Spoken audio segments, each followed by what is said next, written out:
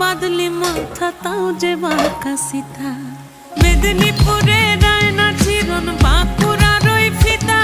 আর যতন করে বাঁধলি মাথা তাও যে বাঁকা সিথা পেছ পাড়িয়া রাজগো